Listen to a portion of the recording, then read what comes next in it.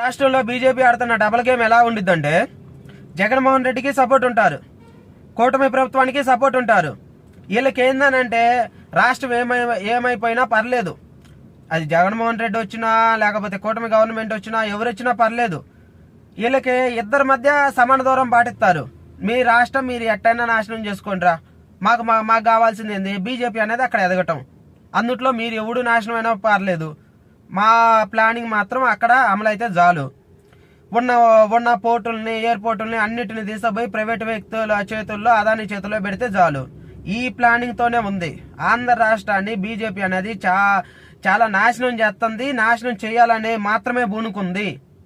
ఇది మాత్రం పక్కా. ఎందుకనంటే ఇప్పుడు వాళ్ళ పార్టీ నిలబడేదే మన ఆంధ్ర సపోర్ట్ మీద. కానీ మన ఆంధ్రాకి ఏవి కూడా డైరెక్ట్గా ఇవ్వకుండా అన్ని అప్పులు ఇస్తుంది. అర్థం చేసుకోండి. దీన్ని బట్టే ధైర్యంగా పోయి అప్పులు ఇవ్వకుండా సహాయం తెచ్చుకునే అంత సీన్ కూడా వీళ్ళిద్దరు లెవెల్కి లేదు.